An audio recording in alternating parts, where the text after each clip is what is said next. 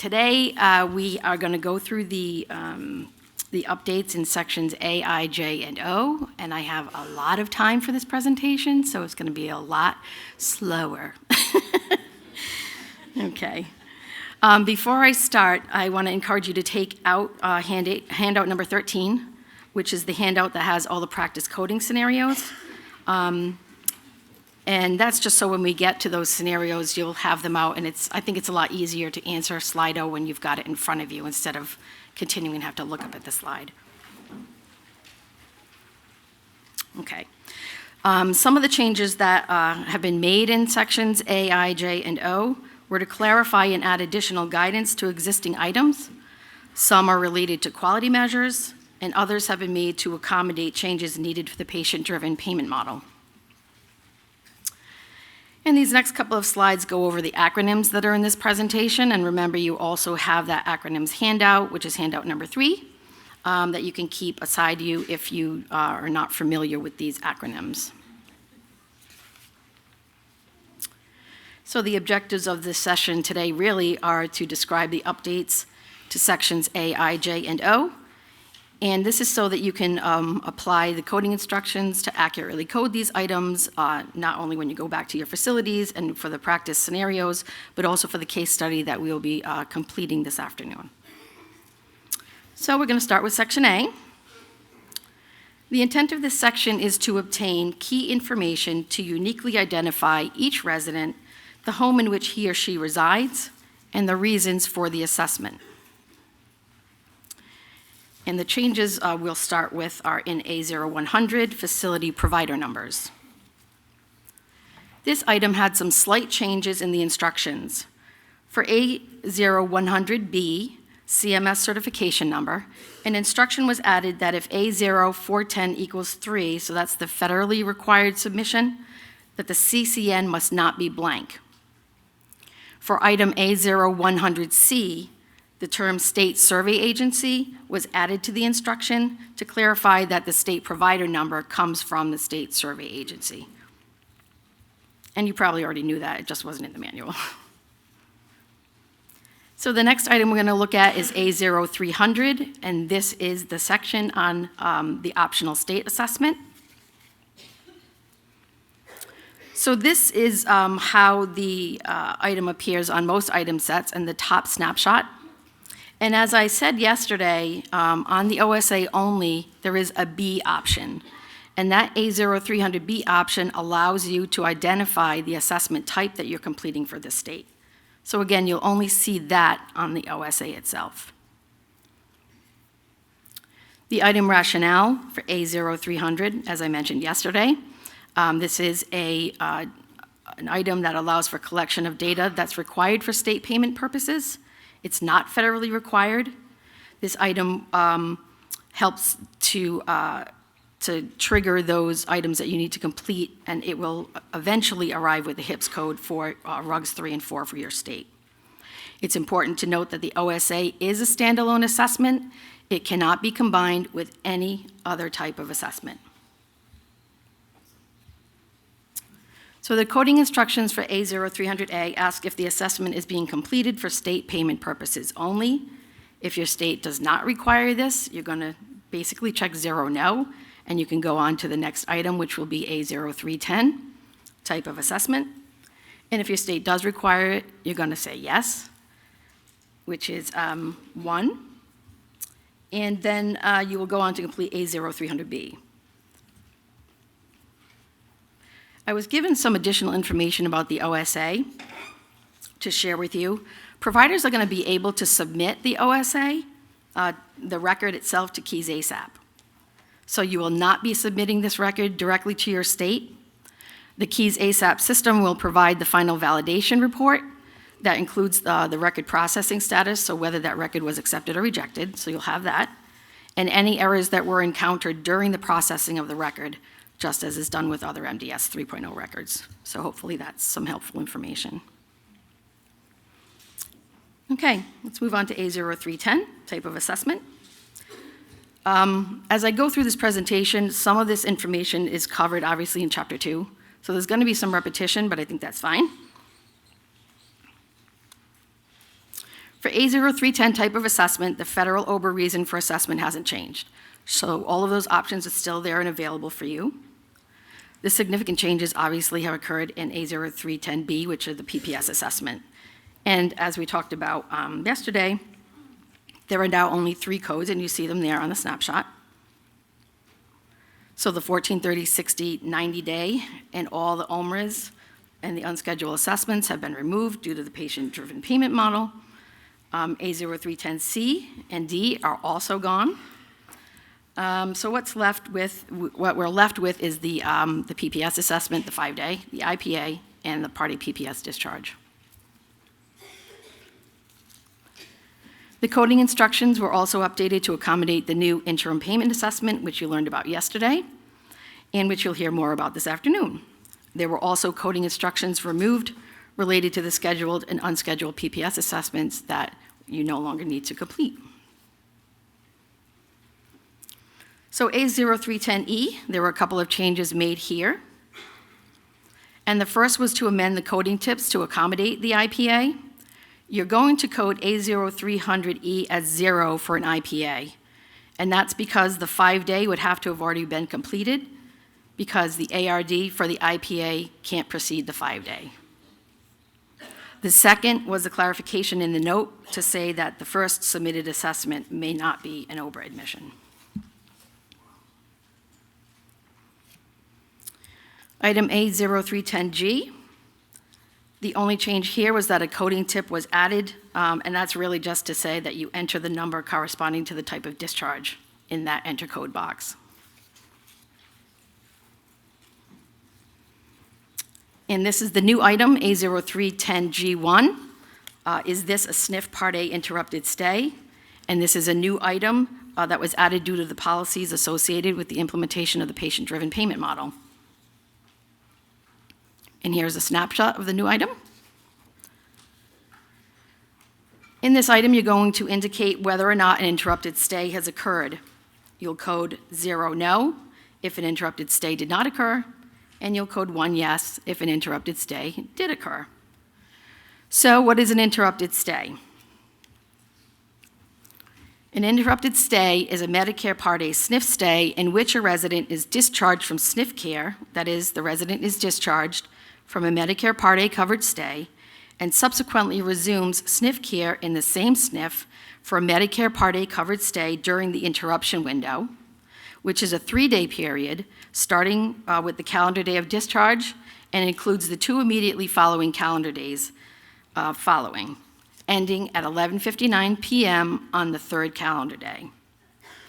When we talk about resumption of SNF care or the Part A covered stay, we mean that if a resident was in a Medicare Part A SNF stay and is discharged from Part A, the resident must resume Part A services or return to the same SNF to resume Part A services if they were physically discharged by 11:59 p.m. at the end of the 3rd calendar day after the Part A covered stay ended. So in order to be considered an interrupted stay, both of those conditions need to be met.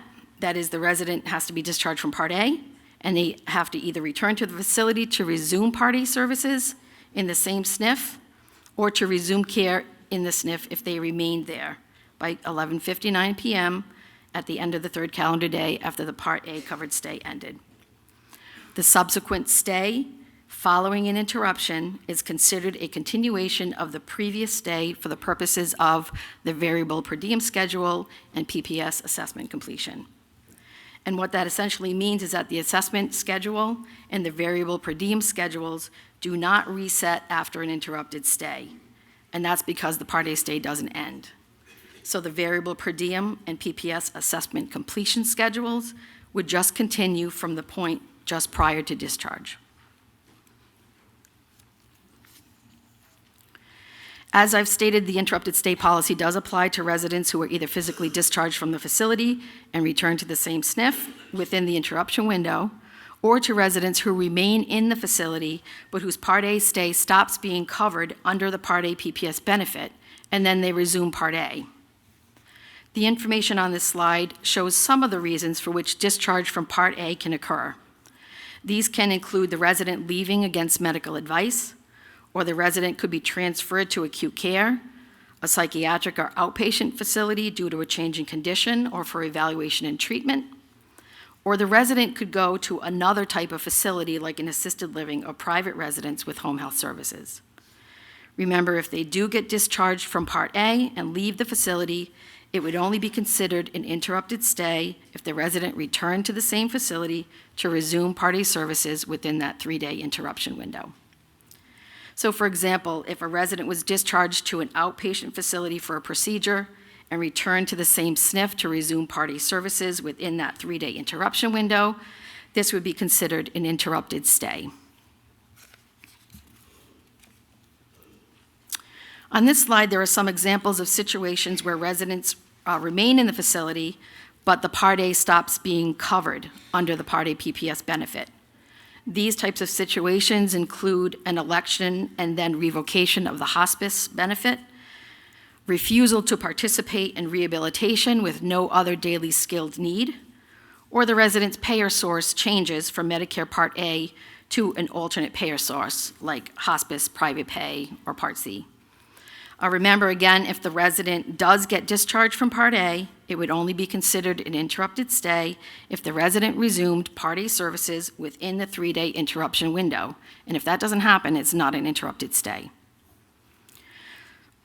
Actually, I'm going to go back.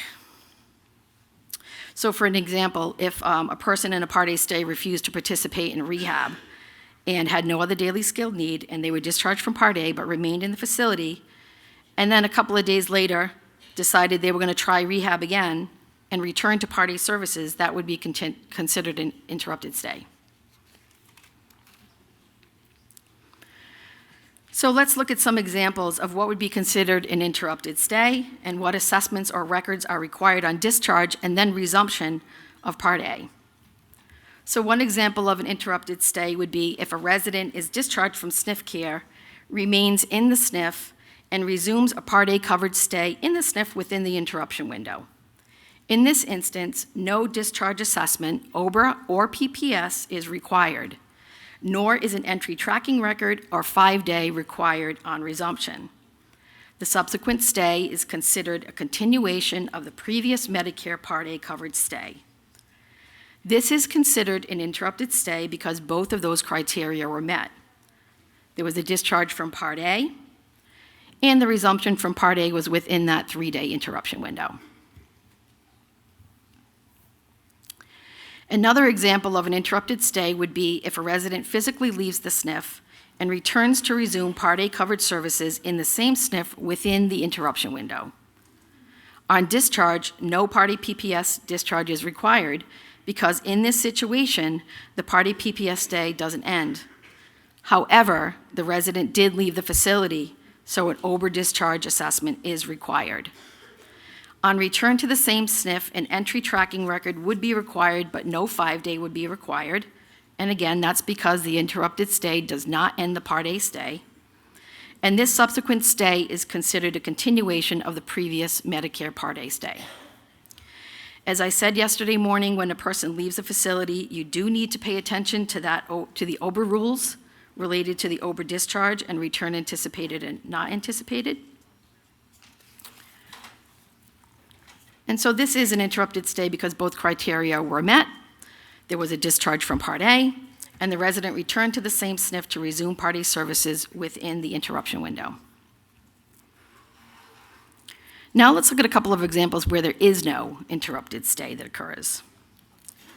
If a resident is discharged from SNF care, remains in the SNF, and does not resume Part A within that 3-day interruption window, an interrupted stay did not occur. In this situation, a Part A PPS discharge is required, and if the resident qualifies and resumes Part A within a 30-day window allowed by Medicare, the 5-day would be required. No changes would be made to the OBRA schedule at all. It would just continue from the resident's original date of admission. The subsequent stay would be considered a new Part A stay. This is not considered an interrupted stay because both criteria were not met. Even though there was a discharge from Part A, the resident did not resume Part A services within the 3-day interruption window. And finally, if a resident physically leaves the SNF and does not return to resume Part A covered services in the same SNF within the interruption window, an interrupted stay did not occur. In this situation, both the OBRA discharge and the Part A PPS discharge assessment are required, but they may be combined. If the resident did return to the same SNF, that subsequent stay would be considered a new Part A stay. An entry tracking record, and a 5-day would be required. An OBRA admission would be required if the discharge was completed, return not anticipated. If the discharge was return anticipated, no OBRA admission would be required. This is not considered an interrupted stay because both criteria were not met. Though there was a discharge from Part A, the resident did not return to the SNF to resume Part A within the 3-day interruption window. So we're going to do a practice coding scenario on the interrupted stay. So Mr. J was receiving skilled services in a SNF under Medicare Part A for rehabilitation. Mr. J fell and was sent to the acute care hospital for an evaluation. Since staff expect Mr. J to return to the facility, he was discharged, return anticipated. Mr. J left the SNF on 4/23 at 4 p.m. and returned to the same SNF to resume skilled services under Part A on 4/25 at 7 p.m. So the question to you is this an interrupted stay? Choose A for yes and B for no. We have quite a few people quickly coming in with a yes. Just give some people some more time to come in. I've got a couple of hundred people responding now.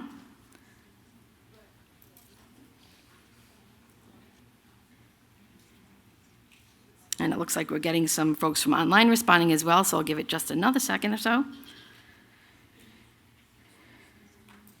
Okay, so it looks like we can go on to look at the correct answer. And the correct answer is yes. This is an interrupted stay.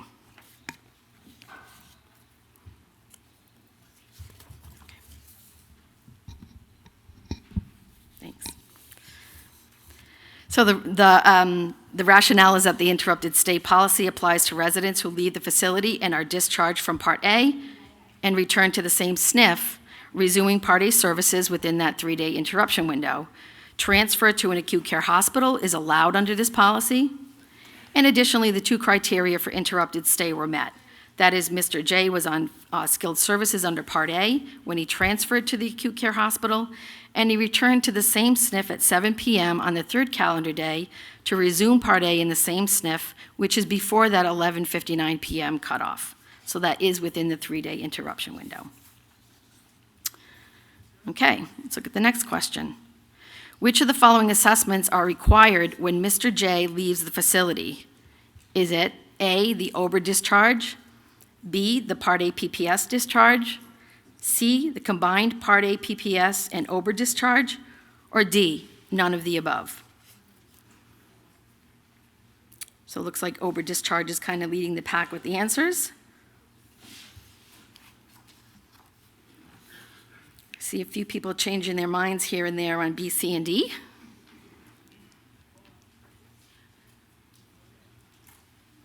We've got a lot of people still answering, so I'll wait a couple more seconds before we move on. And it looks like we've got the overwhelming majority looking at code A. So I think we can look at the answer slide here. So the correct answer is indeed OBRA discharge. The rationale is that because Mr. J had an interrupted stay, his Part A PPS stay did not end, and therefore Part A PPS discharge is not required.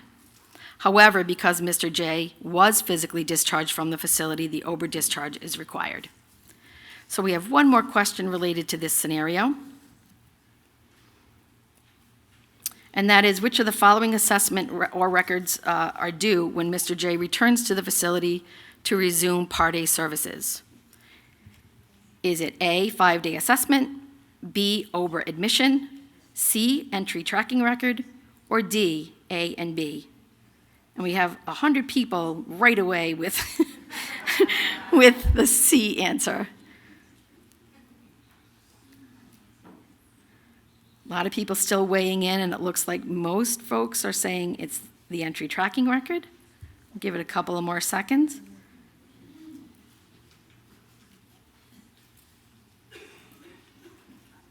Okay, I think we're not seeing much change in the other code, so let's go on to the answer slide. And yes, the answer is entry tracking record, choice C. So the rationale is that an entry tracking record is required anytime a resident leaves and returns to the facility if he or she was discharged and returns within 30 days. So that's your normal entry tracking record requirement. Since Mr. J was discharged and return anticipated, an OBRA admission would not be required. Had he been discharged, return not anticipated, would they have needed an OBRA admission? Yeah. On return to the SNF, no 5-day is required because Mr. J's party PPS stay didn't end, and payment resumes on the variable per diem schedule from the day of discharge, again, because the party stay did not end. Okay, are you good on interrupted stay? Okay. Okay, so we moved on to A0410, which is the unit certification and licensure designation. In this item, Code 1 under the coding instructions was clarified to state that if the MDS record is for a resident on a unit that is neither Medicare nor Medicaid certified, and neither CMS nor the state has the authority to collect MDS information for residents on this unit, the facility may not submit those records to KEYS ASAP. If any such records are submitted under this certification designation, they will be rejected by the KEYS ASAP system. So we're going to look at A0600, the Social Security and Medicare numbers. The update in A0600A is that a valid Social Security number should always be submitted whenever it's available so that resident matching can be performed as accurately as possible. And for A0600B, the Medicare number, the update made here was that the parenthetical statement or comparable railroad insurance number was removed, and coding instructions were updated to add code 08 for the IPA and to say that A0600B must be a Medicare number. A0700 Medicaid number, there was a coding instruction updated to state that either a number or a letter is able to be entered there in the text boxes. And gender had just one clarification. The coding instruction was updated to say that the resident gender on the MDS must match what is in the Social Security system. I don't think that's any surprise to anybody here in the room. For items A1500 and A1510, which are the pre-admission screening and resident review items, or the PASSAR items, as I mentioned yesterday in my presentation, the statement mental retardation in federal regulation was removed. It was removed from the REI manual, and now this change on the item set makes the item set and the manual match, which is a novel idea. The next change is in A2400, which is the Medicare stay. And here's a snapshot of A2400. You'll notice here that there's a new subheader that says complete only if A0310G1 equals 0. So this item is only completed when there has not been an interrupted stay. This is because when there has been an interrupted stay, the subsequent stay is still considered a continuation of that previous stay. So it's not a new Part A stay. So that makes sense, I hope. When the OBRA discharge assessment indicates that an interrupted stay has occurred, these items are inactive. Okay, so we're moving on now to section I, active diagnoses. The items in this section are intended to code diseases that have a direct relationship to the resident's current functional status, cognitive status, mood or behavior status, medical treatments, nursing monitoring, or risk of death. One of the important functions of the MDS 3.0 assessment is to generate an updated, accurate picture of the resident's current health status. So we're starting with I0020, indicate the resident's primary medical condition category. Item I0020 is used as a risk adjuster for the new skilled nursing facility quality reporting program functional outcome quality measures for self-care and mobility. And these measures, as Alice talked about yesterday, look at self-care and mobility discharge scores and the change in self-care and mobility scores. And I0020B is used in the PDPM to identify the patient's primary diagnosis clinical category.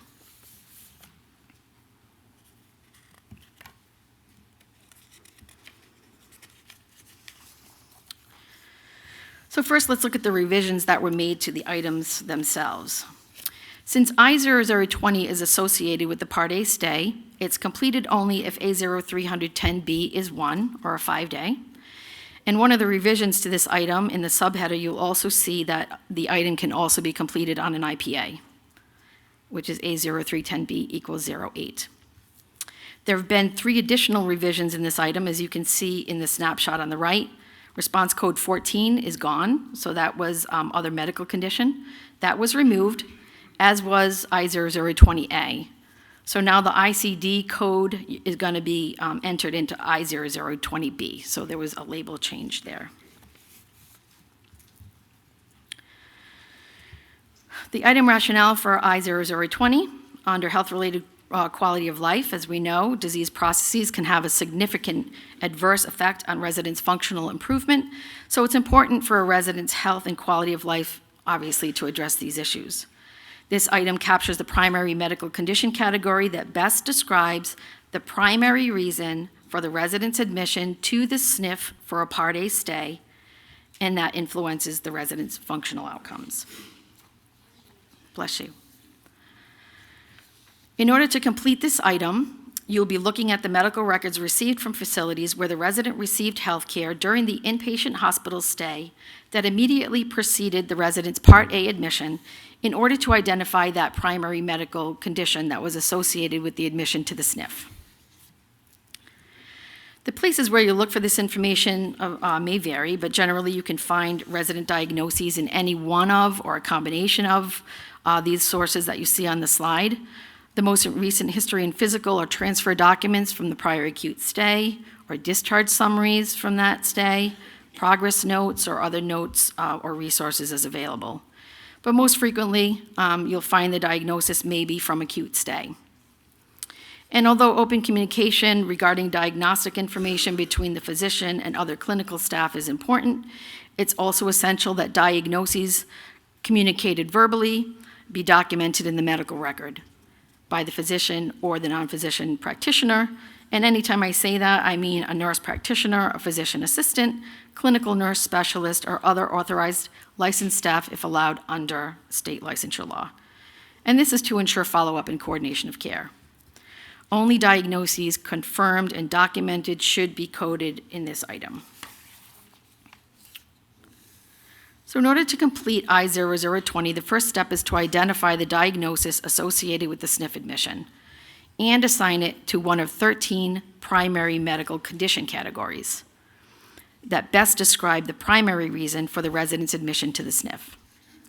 It may be that the resident has some documented diagnoses for which you believe more than one of these medical condition categories apply, and if that's the case, you're going to select the one that affects the resident's health and functional recovery the most, because you're only coding one here, right?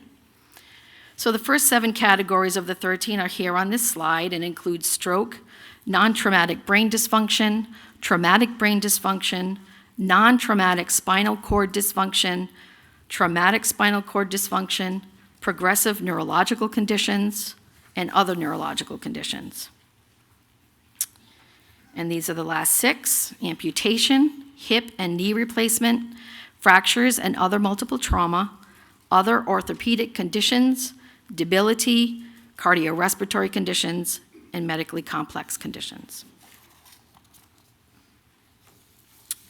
So the second step in order to complete this item is to add the ICD code, Remember that the ICD code in this item is used in the PDPM to identify the patient's primary diagnosis clinical category.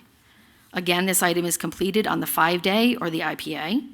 You're going to enter the ICD code in item I0020B that best represents that primary medical condition that resulted in the resident's admission to the SNF.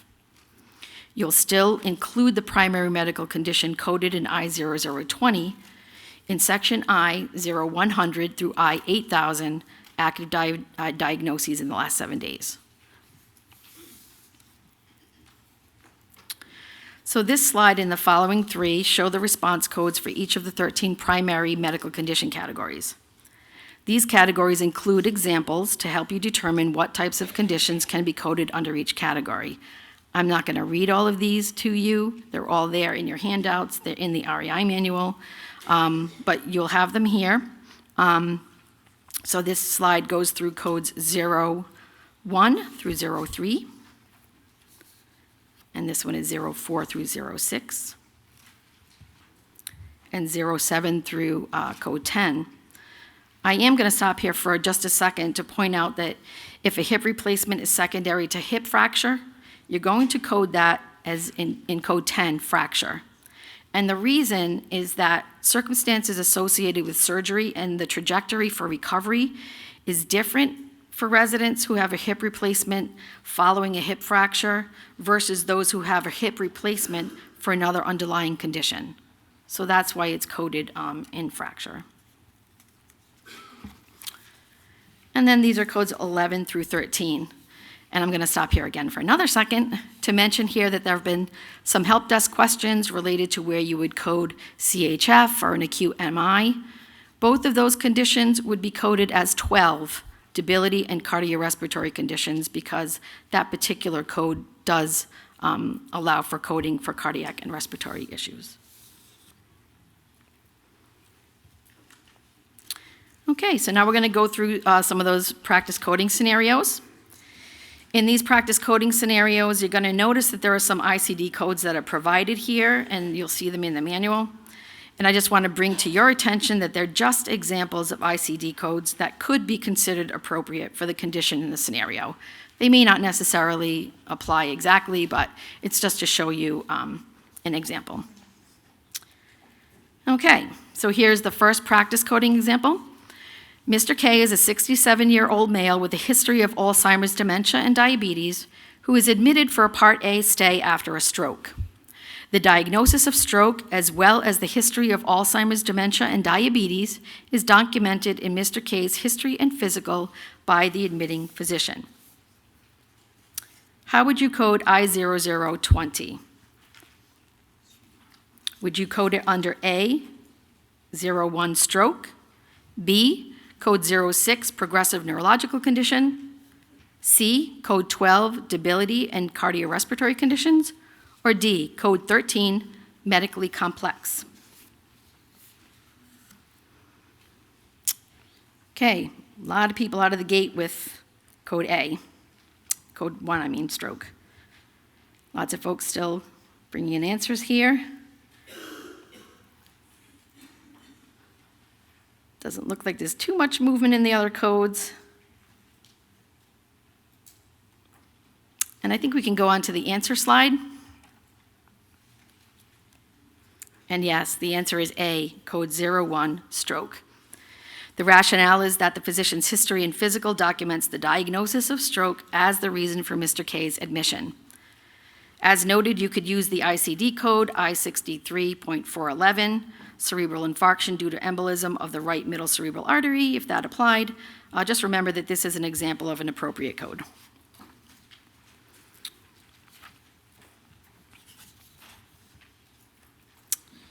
Okay, here's the next coding scenario.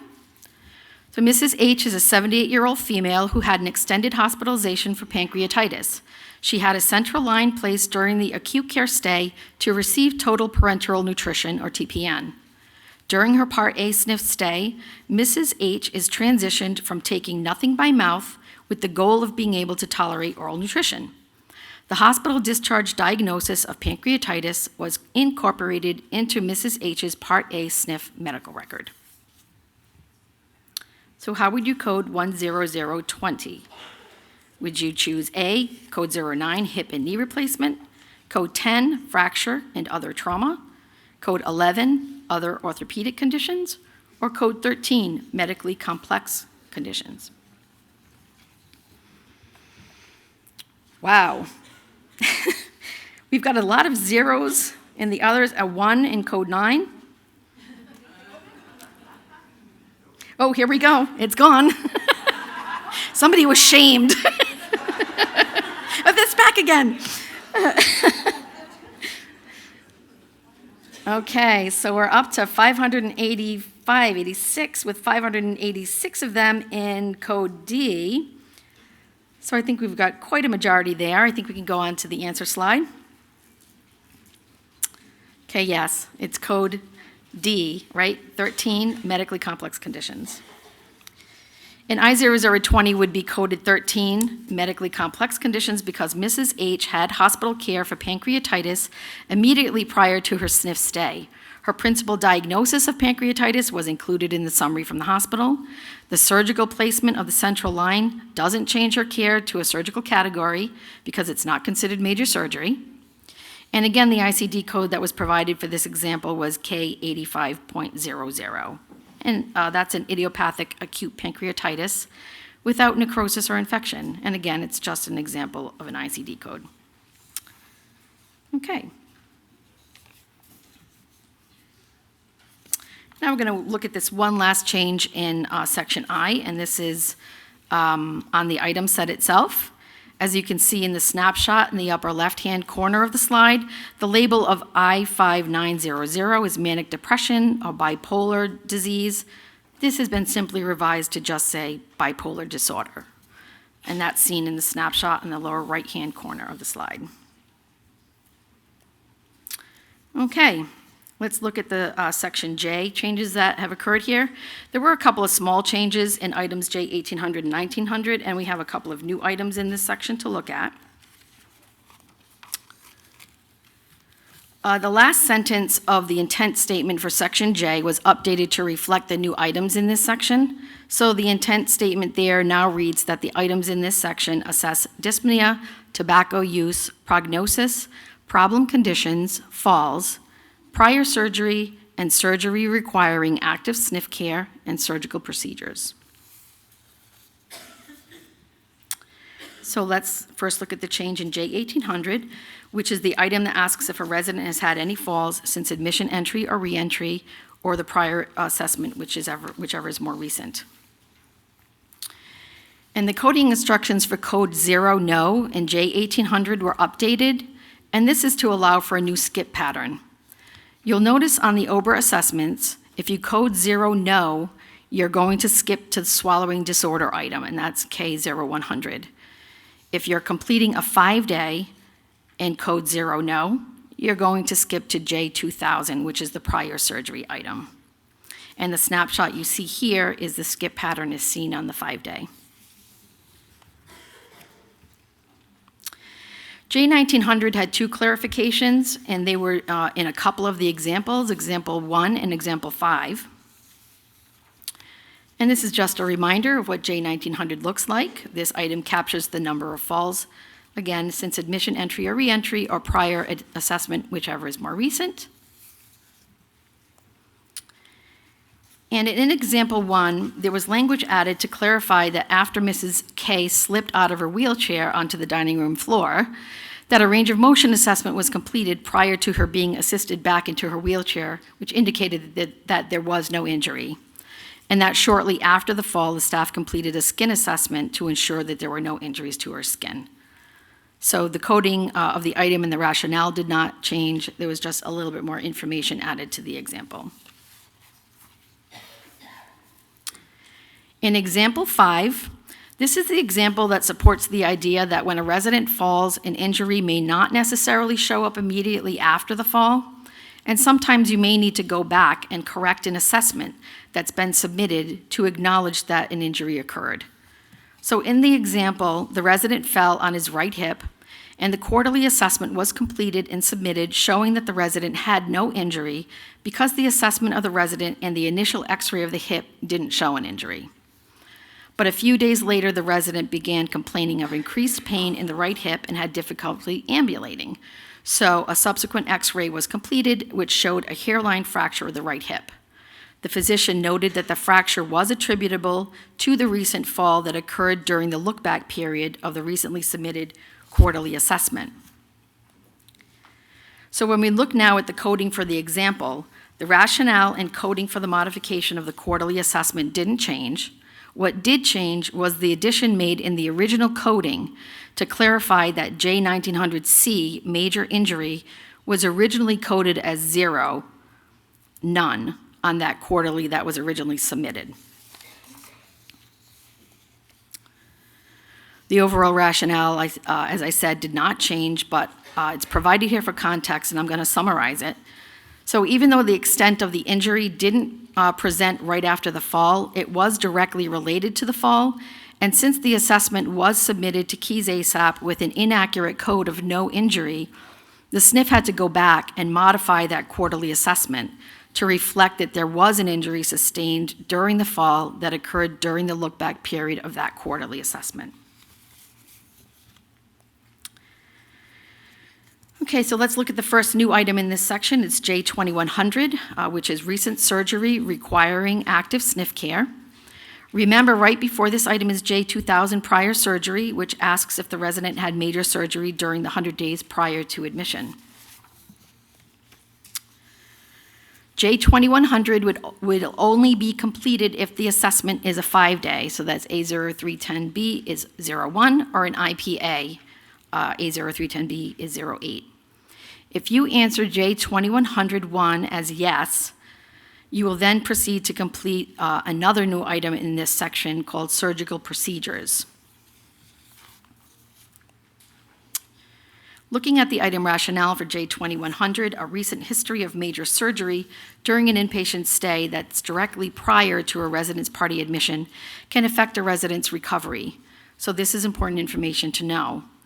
The item identifies whether the resident had a major surgery during the inpatient stay that preceded the resident's Part A admission, which will require active care during the SNF stay.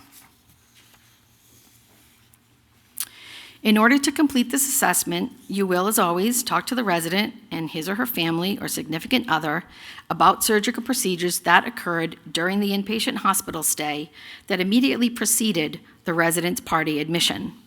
You'll also review the resident's medical record to see where information related to whether the resident had a major surgery during the inpatient hospital stay that preceded the resident's Part A admission and where that might be documented.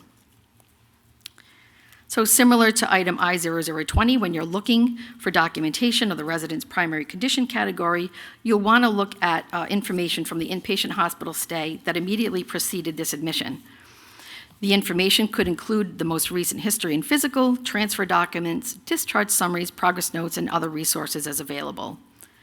The coding of J2100, as well as other items on the MDS, as I stated before, should be documented in the medical record and supported by that documentation. To code J2100, you're going to enter 0, no, if the resident didn't have major surgery during that inpatient hospital stay that preceded the Part A admission.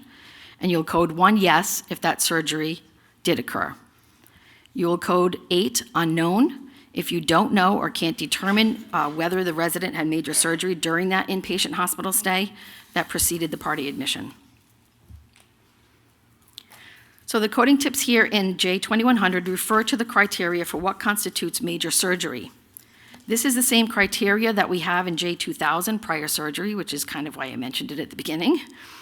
And just to refresh your memory, a major surgery refers to a procedure that occurred during an acute hospital inpatient stay of at least 1 day in the 30 days prior to admission to the SNF. And the surgery had to have carried some degree of risk to the resident's life or the potential for severe disability. And here's that other new item, J2300 to J5000. This is a partial snapshot of this item. As you can see from the snapshot, the surgical procedures are grouped under major category headings, such as major joint replacement, spinal surgery, other orthopedic surgery, and neurological surgery. The other headings as part of this item are cardiopulmonary surgery, genitourinary surgery, and other major surgery. This is a check all that apply item, so you will check all that apply for the resident. And as you can see here, for each of these surgical procedures, there are examples provided to help you choose the correct one. And as we've said previously, this item is only completed if J2100 is coded as 1 yes, which means that the resident did have major surgery requiring SNF care. The item rationale for J2300 through J5000 is essentially the same as in item J2100, and that is that a recent major surgery can affect a resident's recovery, and that this item identifies whether the resident did have a recent major surgery during the inpatient stay that preceded the resident's party admission. So there's a two-step process to determine whether or not the surgery identified requires active care in the SNF. The first is to identify recent surgeries that have been documented by a physician, again, nurse practitioner, physician assistant, or clinical nurse specialist if allowed under state law, which occurred in the last 30 days and during the inpatient stay that immediately preceded the resident's party admission.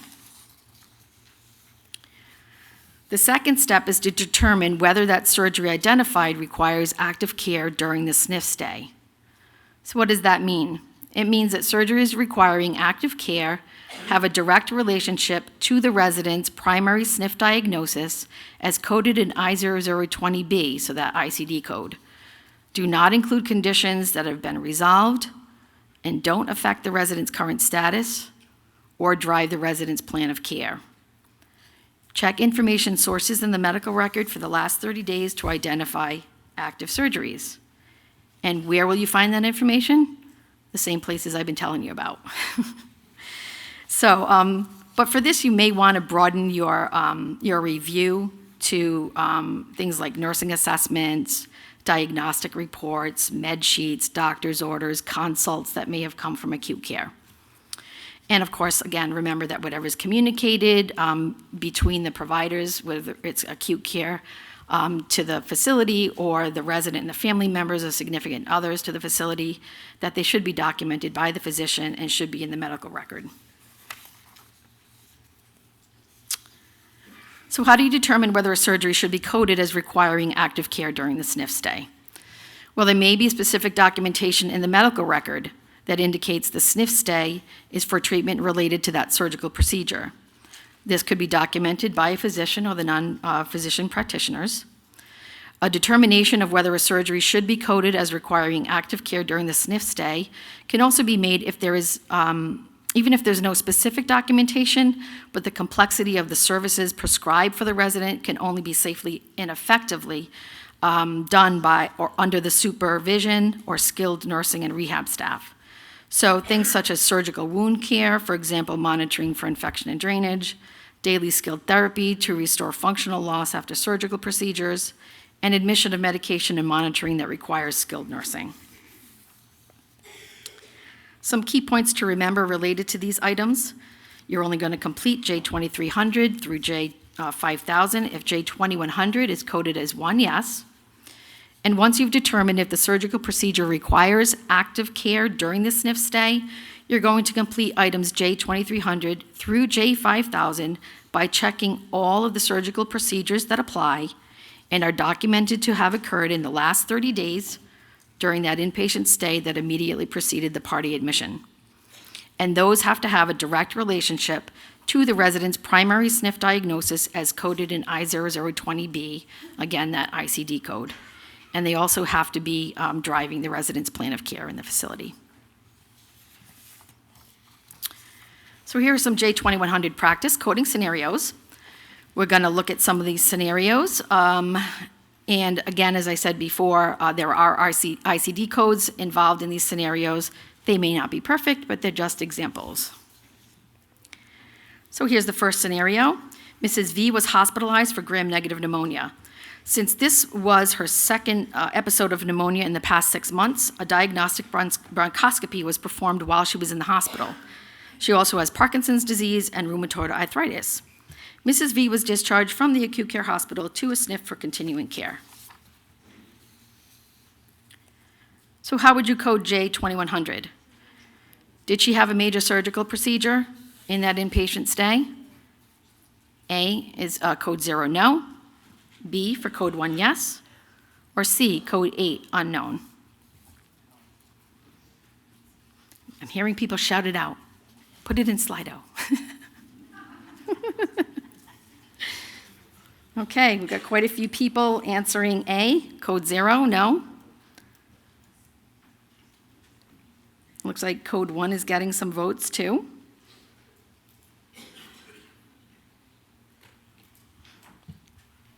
Okay, I think we've got quite a majority continuing to code A, which is code no, 0, no. This is confusing, isn't it? Okay, I think we can go to the answer slide now. And yes, the answer is A, code 0, no. J2100 is coded no because there is no documentation that indicates that the resident had major surgery during that prior inpatient stay before she was admitted to the SNF. If we were coding I0020A, it would be coded as 13, medically complex conditions, and the ICD code that the SNF might have entered is J15.6, which is pneumonia due to gram-negative bacteria. Okay, let's try another scenario here. So Mr. O is a diabetic who was hospitalized for sepsis from an infection that developed after outpatient bunion surgery. A central line was placed to administer antibiotics, and he was discharged to a SNF for continued antibiotic treatment and monitoring. How would you code J2100? Would it be A, code no, B, code 1, yes, or C, code 8, unknown? Okay, we've got a lot of A, code no here. Looks like code B wants to catch up a little bit. We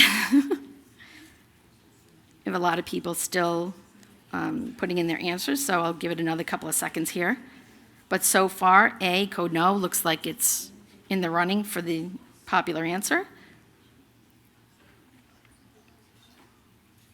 Okay, I think we can go to the answer slide now. And yes, the answer is A, code 0, no. And this is coded no because there is no documentation that indicates that the resident had major surgery. Neither the placement of the central line or the outpatient bunion surgery is considered to be major surgery, but the resident was admitted to the SNF for continued antibiotic treatment and monitoring. If we were coding I0020, this would be coded as 13, medically complex conditions, and an example of an ICD code might be A41.01, which is sepsis due to methicillin-susceptible Staph aureus.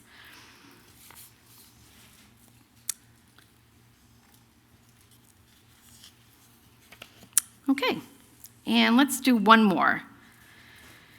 So Mrs. J had a craniotomy to drain a subdural hematoma after suffering a fall at home. She has COPD and uses oxygen at night. In addition, she has moderate congestive heart failure, is moderately overweight, and has hypothyroidism. After a 6-day hospital stay, she was discharged to a SNF for continuing care. How would you code J2100? And the same choices, A, if you want to choose code no, B for code yes, and C for code 8, unknown. And right out of the gate, almost everybody is choosing B, code 1, yes.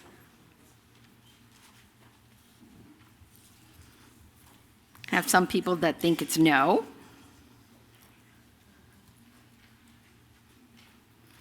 But I think the vast majority of folks are still weighing in, and as they're coming in, I'm noticing that the amount coming in and the amount in B are almost the same.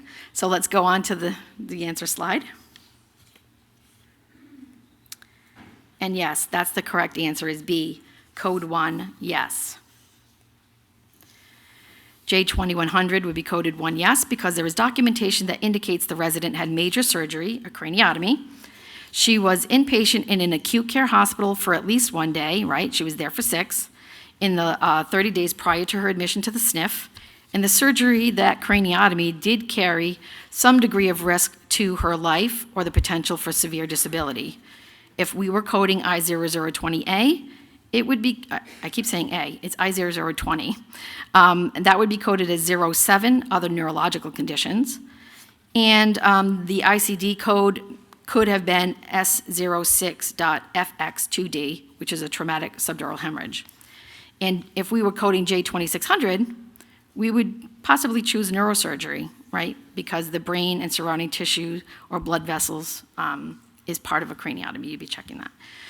So the craniotomy surgery during the inpatient stay immediately preceding the SNF stay required continued skilled care and likely monitoring for wound care related to the craniotomy, as well as therapies to address any deficits that led to her fall or functional deficits resulting from that fall.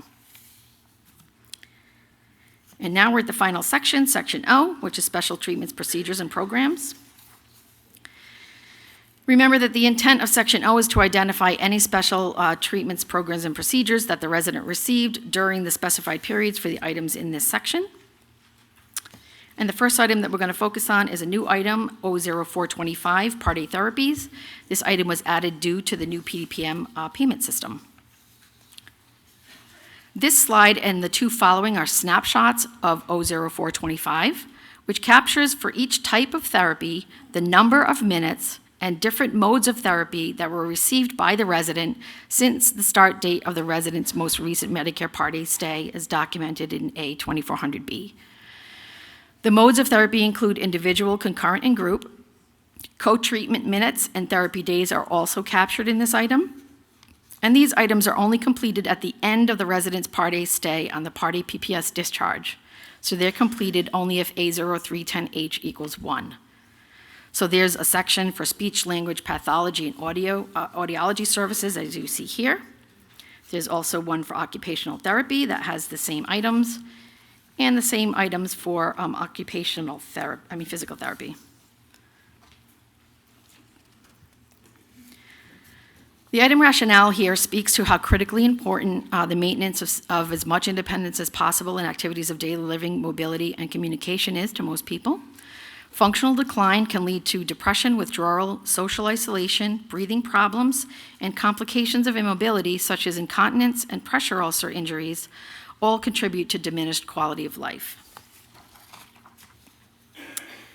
The qualified therapist, along with the physician and nursing administration, is responsible to determine the necessity for and frequency and duration of therapy services provided to residents. So it's not like a rehab show.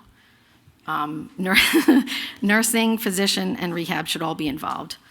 Rehab, whether it's speech, OT, PT, respiratory therapy, psychological and recreational therapy, can all help residents attain or maintain their highest level of well-being and improve their quality of life.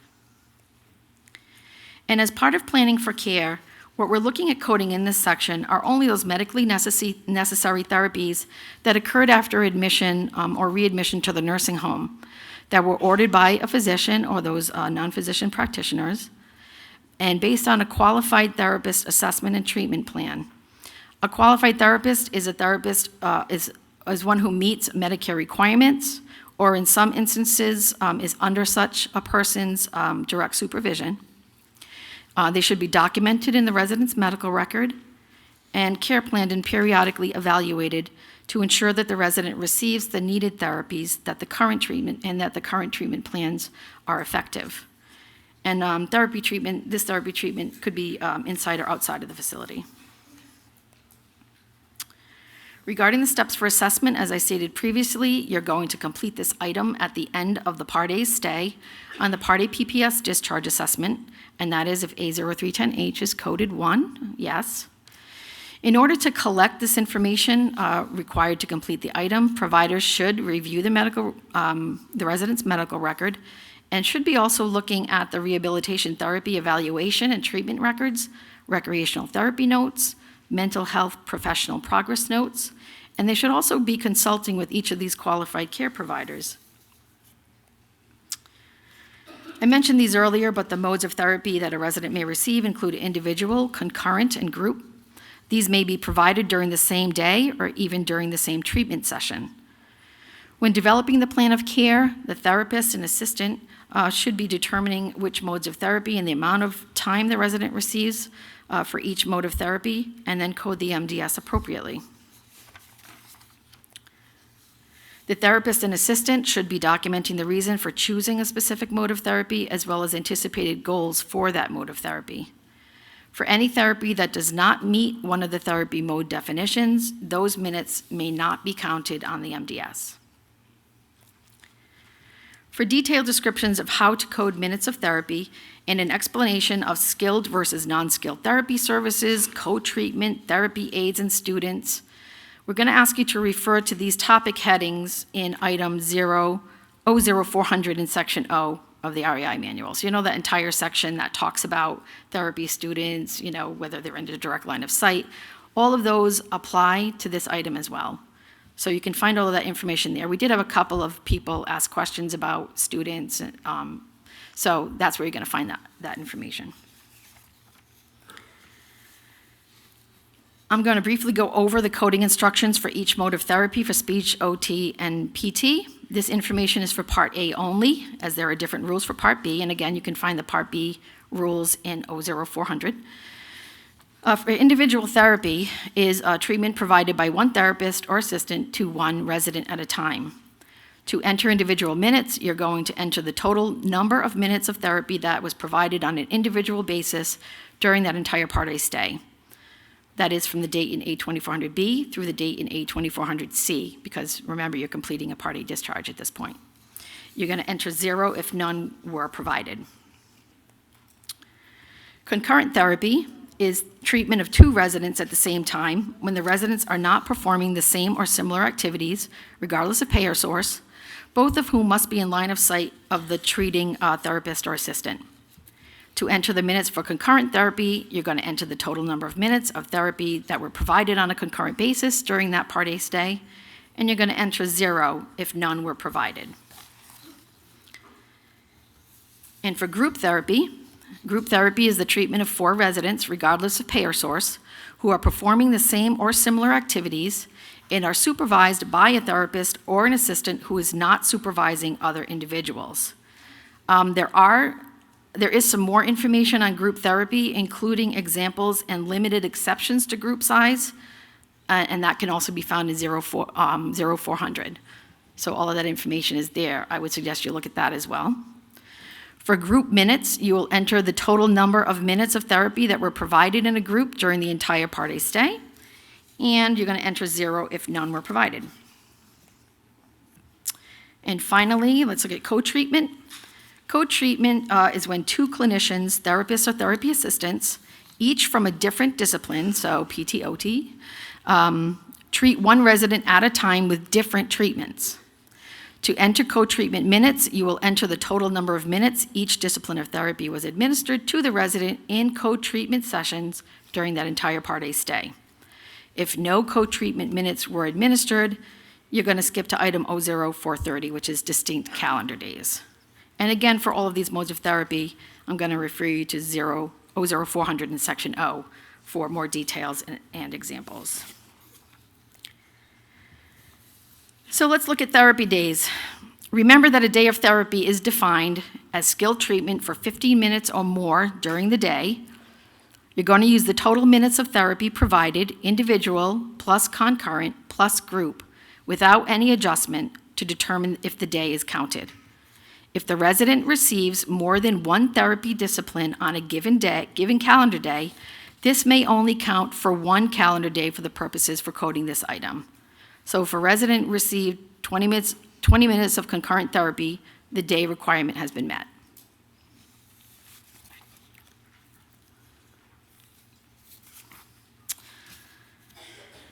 Okay. So coding therapy days is pretty much the same for all 3 types of therapy. What you're going to do is enter the number of days that speech-language pathology services were provided over the entire Part A stay, and you would do that for physical therapy and occupational therapy as well. You're going to enter 0 if therapy was provided, but for less than 15 minutes every day during the stay. If the total number of minutes, individual plus concurrent plus group during the stay is 0, then you're going to leave this item blank. And as I stated, the therapy day instructions are the same for occupational therapy, so you'll see here that it is the same. You're going to enter that number of days of OT. You're going to enter 0 if therapy was provided but for less than 15 minutes, and you're going to leave it blank if that is not, if the coding is 0. And again, it's the same for physical therapy. Okay. So if you look at your coding sheet, there is a practice coding scenario there for Mrs. G, who has just had a bilateral knee replacement. For this last scenario, I'd like you to take out handout number 15, which is your case study coding sheet, and turn to the third from the last page. There you're going to see item 00425, Part A therapies. This same snapshot is actually used in the integrated coding and PDPM case study, which will occur this afternoon, so you might not want to write on this one, but you can use it to help you during this practice coding scenario. You can record your responses to the scenario right on your sections A, I, J, and O practice coding scenario handout. So I want you to take about maybe 10, 15 minutes or so to read through this scenario and just to calculate the therapy minutes and therapy days. And we'll just do a brief debrief afterwards. So let's look at the speech language pathology coding. 00425A would be coded 270. Does everybody get that? 6 times 45, right? Got that? All right. 00425A2 would be coded 0. 25A3 would be 0. A4 would be 0. And A5 would be coded 6. Got it? Okay. OT coding. 00425B1 is 413. Did folks get that? So what you would do is you'd add the co-treatment minutes, 23 plus 18 plus 12, that's 53, right? And then 30 times 12 is 360, and those added together is 413. Okay, so 425B2 is 0, B3 is 200. Did folks get 200 for that item? All right. B4 is 53, right? We already know that because we got those co-treatment minutes there. And B25 would be coded how many days? 12. Great. And the PT coding, 425C1 would be 632. Did folks get that number? I hear yes. So again, you're going to add up the minutes of co-treatment, and that totaled 47. You're going to multiply 45 by 13, right, for 585, and those together added are 632. 425C2 is coded 200. Did you get that one? Yes. Right, concurrent therapy, 20 minutes each day for 10 days, that's 200 minutes. C3 is coded 180. Everybody get 180 for that one? And then C4 is 47.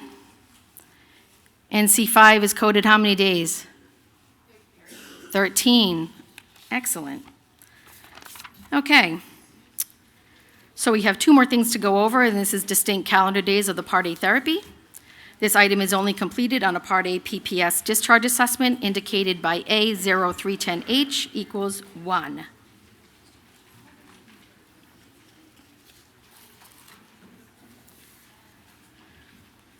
This item records the number of calendar days that the resident received speech, OT, or PT for at least 15 minutes during the Part A stay. And for this item, you're going to enter the number of calendar days that the resident received speech, OT, or PT for at least 15 minutes during the entire SNF stay, as indicated in the dates of A2400B through A2400C. If a resident receives more than 1 therapy discipline on a given calendar day, this may count for only 1 calendar day for the purposes of coding this item. So we're going to look at this example together. There's no Slido. Mrs. T was admitted to the SNF on Sunday, 10/6/2018, and discharged on Saturday, 10/26/2018. She received a total of 60 minutes of physical therapy every Monday, Wednesday, and Friday during the SNF stay. Mrs. T also received a total of 45 minutes of occupational therapy every Monday, Tuesday, and Friday during the stay. So this is what it might look like on a calendar. Given the therapy services received by Mrs. T during the stay, there would be 12 distinct calendar days in which Mrs. T received rehab therapy services. And this is what would be coded in item 00430, because therapy services were provided for at least 15 minutes on 12 distinct calendar days during the stay. So that is every Monday, Tuesday, Wednesday, and Friday. And the last item we're going to look at is 00450, which is resumption of therapy. This item is no longer required by CMS. However, some states continue to require its completion. It's important to know your state's requirements for completing this item. And this item, because it's only required by the states, is only going to be found on the OSA. So in summary, in this lesson, you learned about the updates to sections A, I, J, and O, and how to apply coding instructions to accurately code the practice scenarios and the integrated coding and PDPM case study, which we'll be doing this afternoon. Please remember to complete the action plan, which is handout number 4. If there's anything that you learned here today in this presentation that you will need to address when you return to your facility. And please do continue to add new questions or upvote questions in Slido because we are in the process of answering them. So thank you for your time and attention this morning.